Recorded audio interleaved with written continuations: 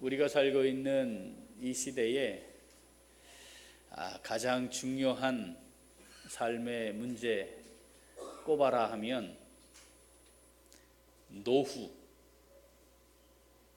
그리고 자녀, 아마 이 두 가지가 아닐까 싶습니다. 사실 이 노후라고 하는 단어가 나이를 많이 먹은 후에 그 이후의 삶에 대한 문제인데, 이제는 젊어서부터 생각을 해야 하는 것이 되었으니까 인생에 있어서 참 중요한 문제입니다. 왜 결혼을 하지 않으려고 하느냐라고 하는 질문에 많은 처녀 총각들이 아이를 낳아 키우는 게 두렵다는 이야기를 합니다. 그러니까 이 시대를 살고 있는 우리들에게 있어 이 두 가지는 참 중요한 인생의 문제인 것처럼 여겨집니다. 겨자씨 모임에 참석하시는 목사님 한 분과 지난 모임 때 이야기를 나누게 되었는데, 그 목사님 부친이 82 되셨답니다. 그런데 지금도 일을 하신대요. 그래서 목사님이 아버지, 이제는 좀 경로당도 나가시고 좀 쉬시고 여행도 좀 다니시고 아이 자식들도 이렇게 잘 살고 있는데 왜 이렇게 힘들게 일을 하십니까? 그랬더니 그 82 되신 아버지의 말씀이 지금 노후 준비를 잘 해놔야지 라고 말씀을 하셨답니다. 도대체 언제부터 노후인 거죠? 82 되신 분이 노후 준비를 해야 하는 시대가 지금 우리가 살고 있는 시대입니다. 자녀를 양육한다는 것, 그것은 분명한 목표가 있어야 합니다. 하나님이 우리에게 주신 아이를 잘 키운다는 것, 하나님이 없는 사람들이라 할지라도 내가 낳은 아이를 잘 키운다는 것, 이 아이가 잘 컸다라고 하려면 어떻게 표현할 수 있을까? 아마도 훌륭한 인격을 가진 사람, 적어도 이 정도는 이야기해야 되지 않겠습니까? 인격적으로 훌륭한 사람으로 키우는 것이 자녀를 잘 키우는 것이라 할 수 있겠는데, 훌륭한 인격을 가진 것보다 더 중요하고, 그리고 그것보다 더 분명하게 확인하고 싶은 가치들이 있는 것 같아 보입니다. 그럼 최소한 훌륭한 인격을 갖춘 사람은 아닐지라도 옳고 그름이 무엇인지는 좀 알고, 사람답게 사는 게 뭔가는 좀 고민하며 살아가는 사람으로 키우면 자녀를 잘 키웠다, 최소한 그 정도까지는 생각해야 하는 것 아닌가 하는 생각을 해봅니다.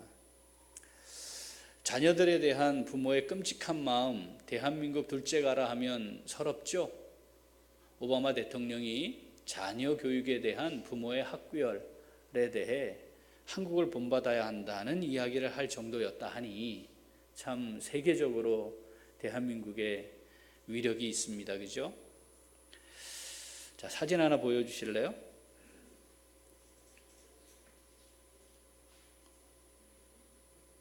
여러분, 이 사진이 뭐 같아 보입니까? 저 건물은 어디일 것 같습니까? 저게 인도에 있는 한 고등학교입니다. 그리고 저기에 지금 매달린 사람들은 그 안에서 시험을 보고 있는 아이들에게 컨닝을 시켜주려고 매달려 있는 부모들이랍니다. 우리보다 더 하죠? 그런 것 같죠? 그런가요, 진짜? 중국은 아직도 완벽한 공안 통치가 이루어지는 사회주의 국가입니다. 사실은 공식적으로 데모를 하는 것이 불가능합니다. 그건 사형을 당할 수도 있는 일입니다. 그런데 최근에 이 공개적인 시위가 중국에서 성공했습니다.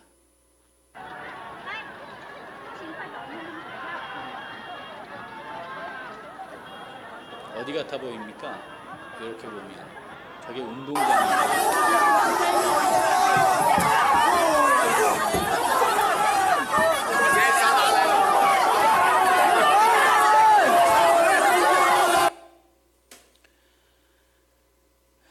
지난 13일에 중국 촨성 청두라고 하는 곳에서 일어난 일인데, 최루가스를 쏘고 일반 공안이 아닌 특수 경찰들이 투입이 됐음에도 불구하고 시위가 진압이 안 돼서 결국 시위에 참여한 사람들의 요구대로 문제가 해결된 첫 케이스가 됐어요.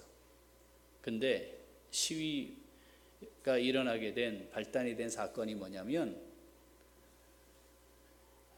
자녀들의 학교 불량급식, 그 부모들이 학교로 들어와 시위를 한 겁니다.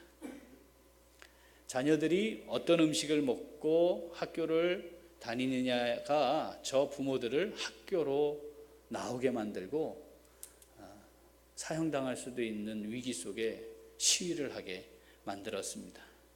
자녀 교육에 대한 부모의 놀라운 모습을 우리 중국에서도 볼 수 있습니다. 또 영상 한 가지 보죠. 자, 땡 소리가 나자마자 기권하겠다는 뜻으로 수건을 던져버리고, 그러면 상대 선수는 주먹 한 번 뻗지 않고 이겨버리는 참으로 이상한 복싱 대회 얘기를 그제 보도해 드렸습니다. 그런데 이렇게 수건 던지고 져주는 승부 조작이 마치 품앗이하듯 여러 체육관이 짜고 돌아가면서 벌인 사실이 MBC 취재로 드러났습니다. 윤상문 기자가 단독 보도합니다. 경기가 시작되자마자 링 위로 날아온 흰 수건. 여고부 복싱 챔피언 정모양은 주먹 한 번 뻗지 않고 전국 대회에서 3번의 기권승을 거뒀습니다.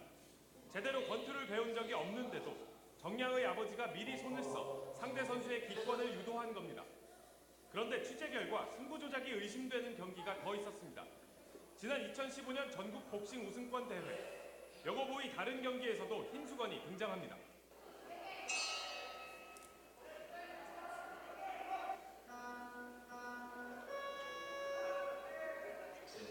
여고부에서는 당시 3경기가 치러졌는데 모두 기권승이었습니다. 여고부 7체급 가운데 3개 체급은 선수가 1명씩 출전해 경기가 없었고, 4개 체급에만 각각 2명의 선수가 출전했습니다. 이때 열린 3경기에서 3개 팀이 2경기씩 치렀는데, 1개 팀은 2경기 다 기권하는 대신 다른 2개 팀이 3승을 나눠 가졌습니다. 이 대회 여고부 경기에서는 한 번도 주먹이 오가지 않았습니다. 권투 관계자들은 승부 조작이 비일비재하다고 털어놨습니다. 얘기하는 부분은 우리 코치님을 저희라고 세더라. 그런 얘기가 들어오거든.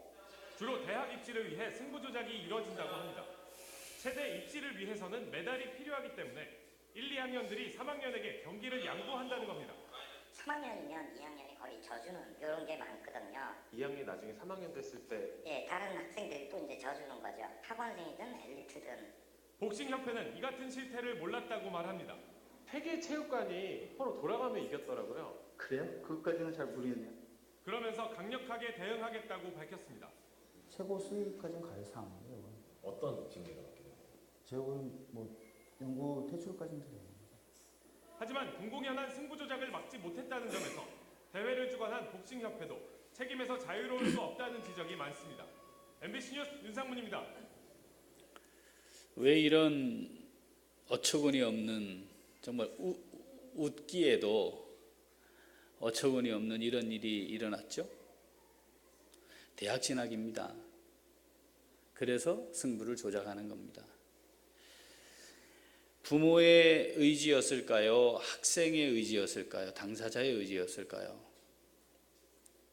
그렇게 해서 아이들에게 대학을 가도 된다고 가르치는 부모나, 그것을 받아들여서 한 번도 본인이 권투한 적이 없지만 올라가 챔피언이 될 수 있는 아이들이나 크게 다르지 않은 일입니다. 도대체 무엇이 이 사회를, 이 세상을 이렇게 만드는 것일까? 분명 추구하는 가치가 있기 때문일 텐데, 내가 무엇을 추구하느냐, 무엇을 가치 있게 여기느냐에 따라 삶의 모습이 나타날 텐데, 우리 자녀들에게, 우리 가족들에게, 그리고 우리 부모님에게 내가 가지고 있는 진정한 가치가 무엇인가에 따라 우리의 삶의 모습이 나타나게 되겠죠. 교회가 1년에 한 번 어린이 주일 또는 어버이 주일로 지키는 것은 사실은 굉장히 그런 의미에서 의미 있는 일이라고 볼 수 있습니다. 참된 가정의 의미가 무엇인지, 그리고 자녀들은 어떻게 세워야 하는지, 우리가 부모님들에게는 어떻게 해야 하는지를 돌아보는 것, 그건 굉장히 중요한 하나님의 뜻입니다. 자, 성경은 자녀를 양육하는 것과 부모를 공경하는 것이 별개의 문제라고 말하지 않습니다. 자녀를 잘 양육하면 그 잘 양육된 자식들이 부모를 공경하게 되어 있습니다. 자녀를 잘 양육하는 것이 없었는데 부모를 잘 공경하는 자식으로 살게 만든다는 건 참 어려운 일입니다. 그러니까 사실은 부모를 잘 공경하는 삶을 살아가도록 하기 위해서라도, 그래서 하나님께서 예비하신 약속을 누리게 하기 위해서라도 자녀를 제대로 양육하는 것이 중요합니다. 성경은 자녀를 사람답게 사는 것, 또 하나님의 자녀답게 사는 것이 어떠해야 하는지를 말씀하시고, 그렇게 세워가는 것이 자녀를 양육하는 것이라고 아주 명확하게 말씀을 하십니다. 자, 그 표준이 되는 말씀 우리가 잘 알고 있습니다. 신명기 6장 4절부터 한번 읽어보겠습니다. 이스라엘아 들으라, 우리 하나님 여호와는 오직 유일한 여호와이시니 너는 마음을 다하고 뜻을 다하고 힘을 다하여 내 하나님 여호와를 사랑하라. 오늘 내가 네게 명하는 이 말씀을 너는 마음에 새기고 네 자녀에게 부지런히 가르치며 집에 앉았을 때에든지 길을 갈 때에든지 누워 있을 때에든지 일어날 때에든지 이 말씀을 강론할 것이며, 너는 또 그것을 내 손목에 매어 기호를 삼으며 내 미간에 붙여 표로 삼고 또 내 집 문설주와 바깥문에 기록할지니라. 아멘. 대전제는 이겁니다. 하나님을 사랑하라. 부모에게도 동일하게 하나님이 말씀하시는 겁니다. 하나님을 사랑하라. 하나님을 사랑하는 표현은 뭡니까? 하나님의 말씀을 마음에 새기라입니다. 나의 계명을 가지고 지키는 자라야 나를 사랑하는 자다. 결국 하나님의 말씀이 내 마음에 새겨지는 만큼 하나님 사랑하는 겁니다. 그래야 자녀들을 하나님을 사랑하는 하나님의 자녀로 세워갈 수 있습니다. 그게 아니면 나도 모르는 사이에 이 세상 가운데서 경험하게 된, 또는 세상을 통해 알게 된 지식들을 가지고 아이들을 가르치고 세워가려고 하게 돼 있고, 결국 그러다 보면 주먹 한번 뻗지 않고 복싱 챔피언이 되는 저런 현상까지 나올 수 있게 만듭니다. 하나님을 사랑하는 사람들의 모임이 가정이고, 그런 가정들이 모여 있는 곳이 교회입니다. 어떻게 우리 자녀들을 세워가야 하느냐? 신약에서는 이것을 아주 또 간단하게 이렇게 말씀합니다. 에베소서 6장 4절 같이 읽죠.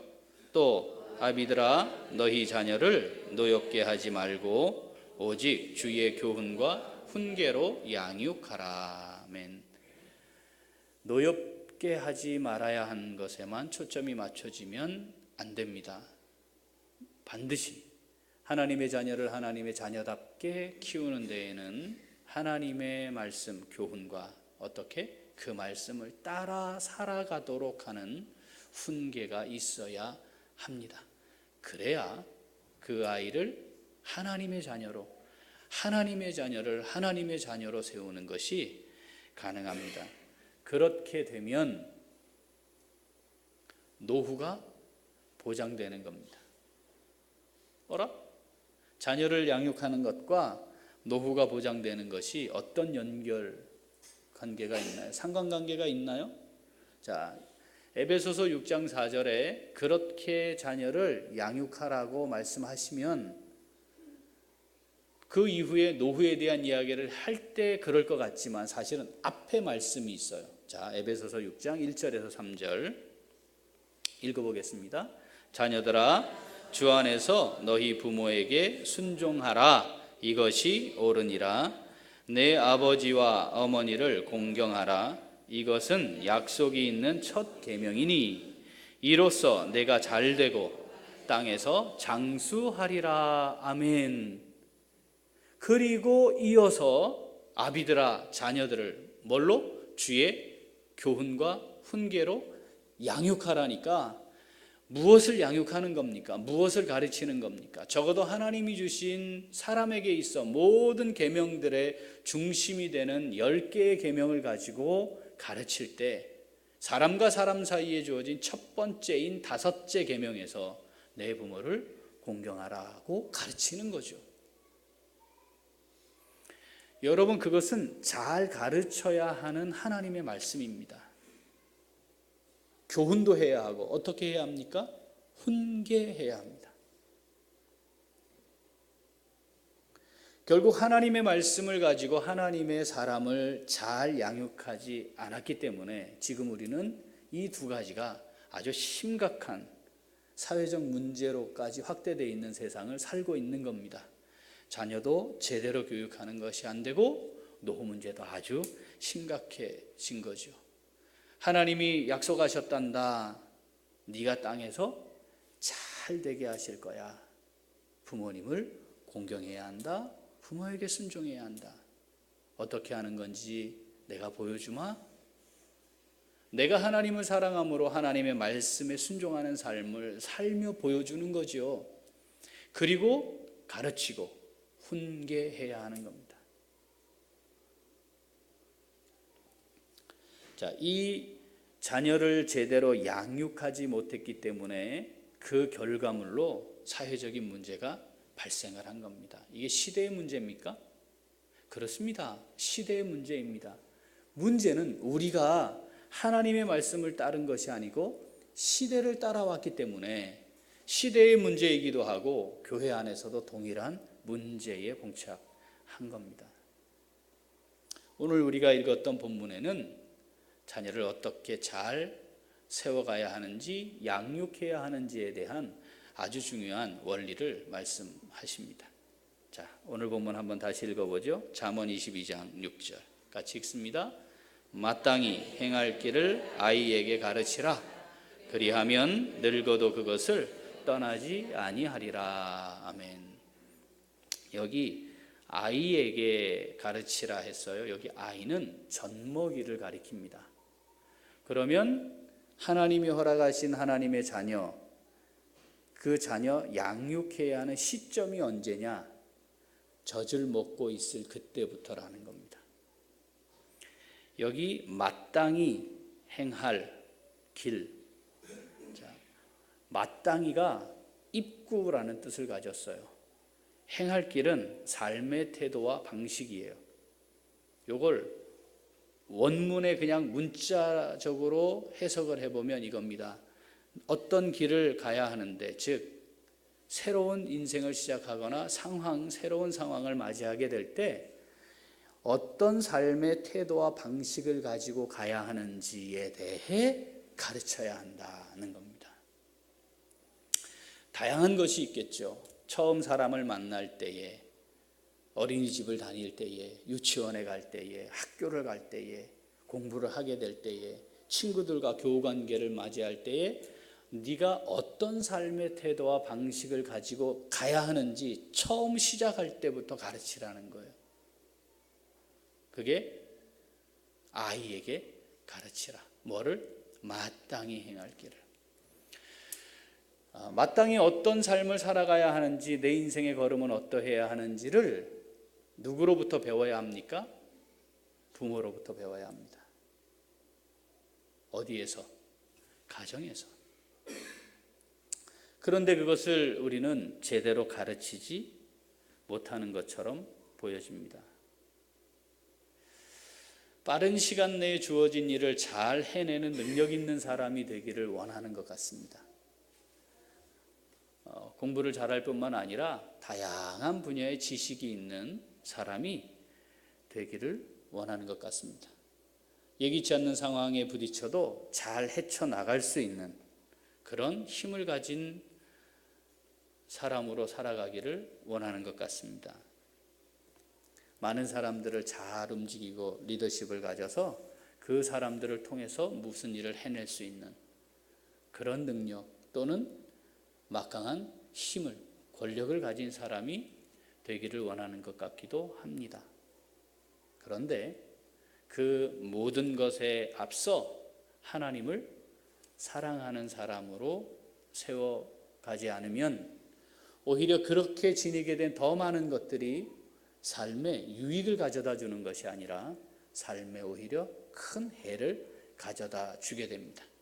돈도 있고 머리도 좋고 그런 인간관계를 갖추었기 때문에 돌아가면서 1등을 하게 하고 기권승을 하게 하는, 그래서 챔피언이 되게 만드는 것, 이 아이들이 아버지가 그렇게 하는 것을 보면서 정말 인생에 대해 심각하게 고민할 수 있도록 키웠어야 하는데 아이들도 담담하게 받아들이는 겁니다. 어쩌면 이런 능력을 가진 아버지를 둔 내가 얼마나 행운아인지 몰라, 이런 생각을 할 수도 있을 겁니다.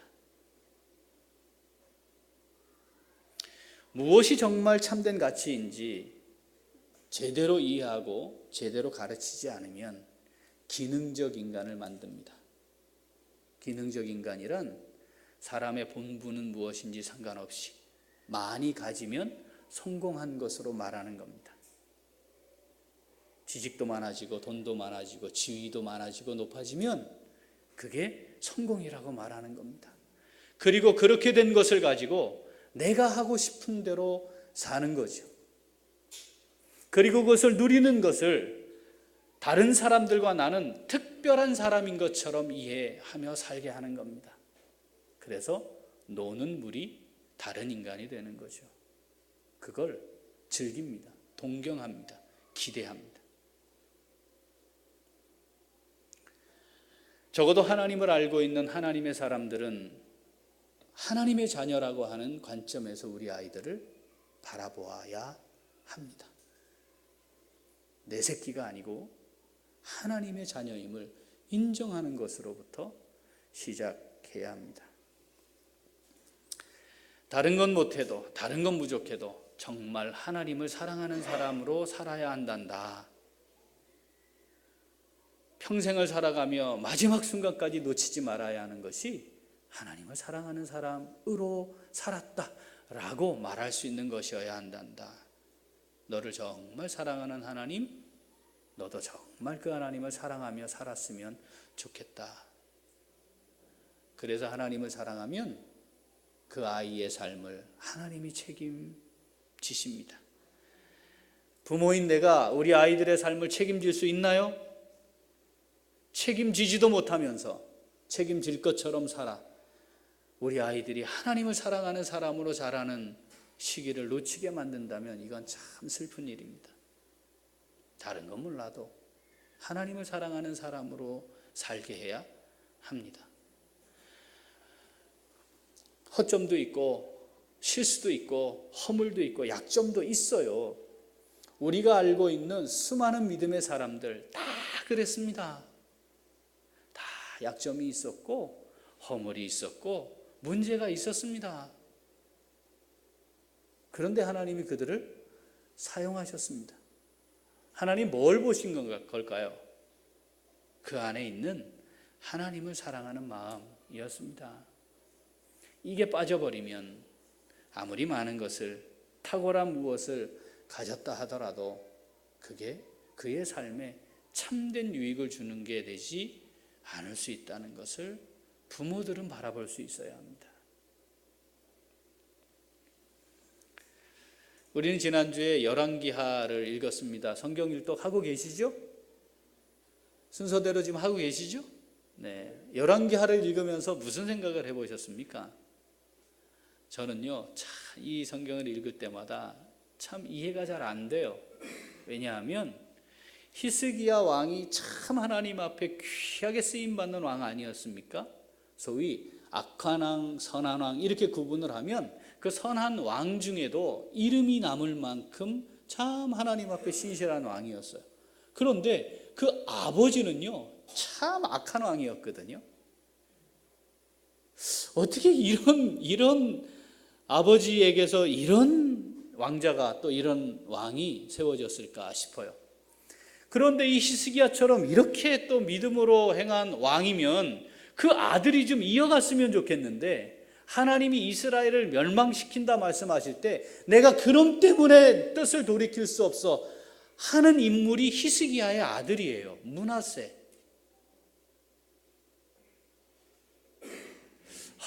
이 므낫세는 아버지가 어떻게 사는지 못 보고 컸을까?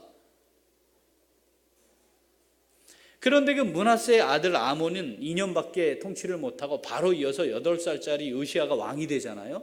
그러면 극악한 왕의 아들이지요. 그런데 요시야는 이렇게 하나님의 말씀으로 하나님의 나라 이스라엘을 완전히 돌이키게 한 왕으로서 전에도 없었고 후에도 없었던 인물이래요. 이건 또 뭘까?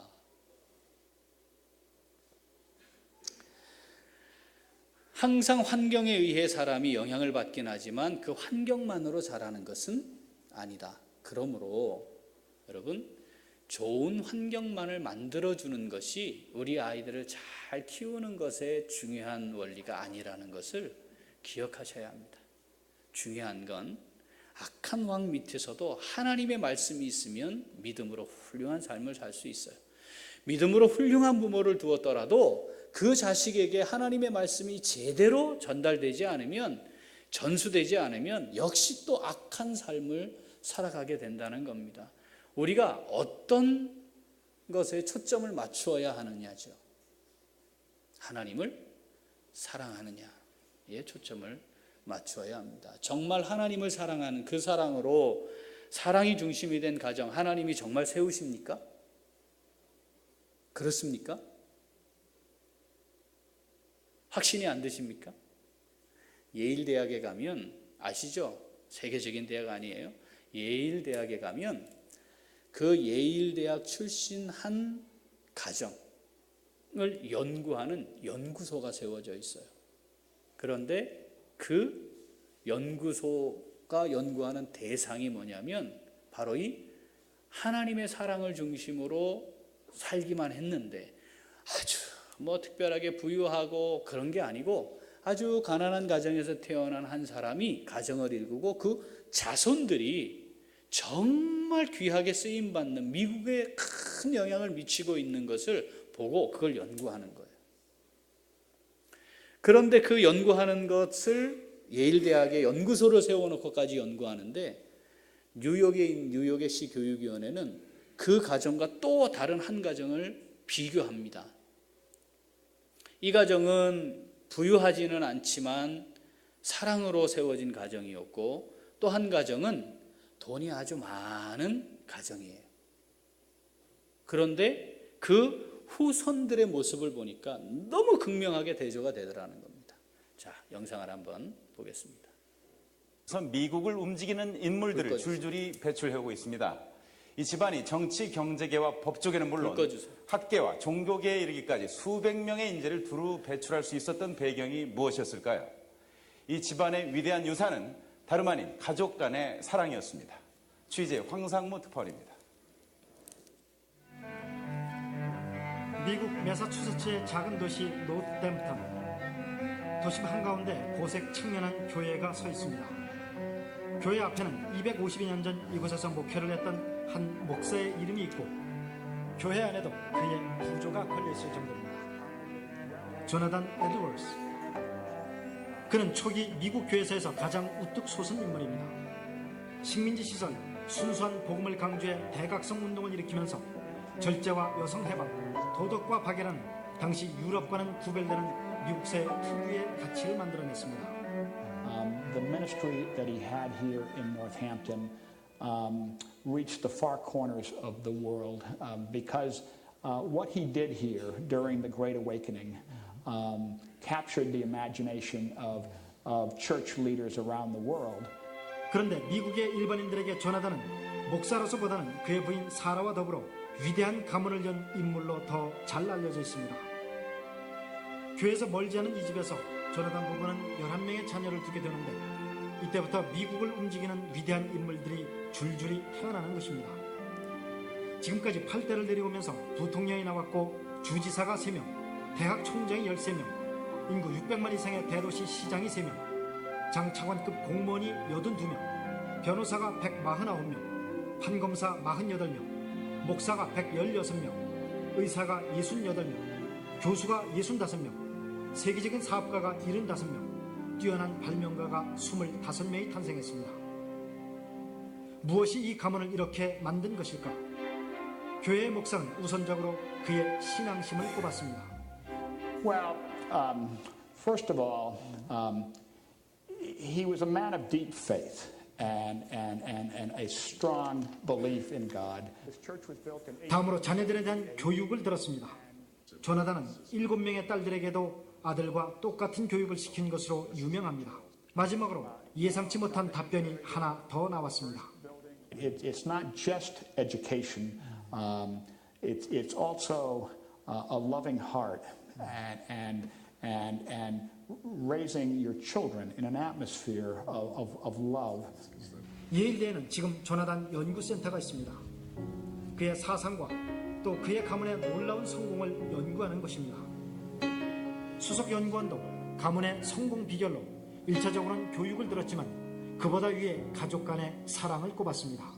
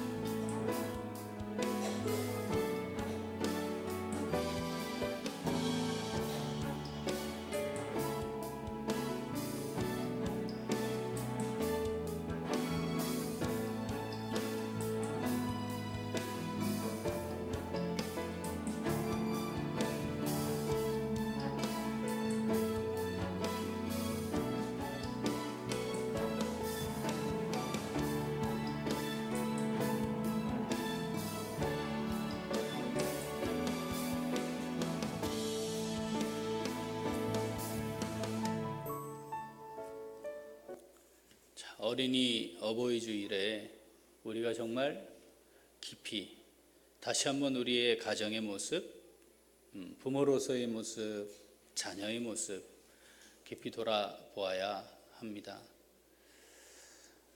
우리 아이들이 어떤 사람으로 자라기를 원하십니까? 여러분, 하나님의 말씀 때문에 하나님을 사랑함으로 부모를 잘 공경하는 자녀로 키우십시오. 그것이 우리 자녀를 하나님의 약속 있는 첫 계명으로 그 계명을 지켜 예비되어 있는 이 땅에서 잘 되고 장수하게 하시는 하나님의 복을 누리게 하는 길입니다. 자, 문제는 마땅히 행할 길을 누가 가르쳐야 하는 거냐 하는 겁니다. 여러분, 누가 가르칩니까?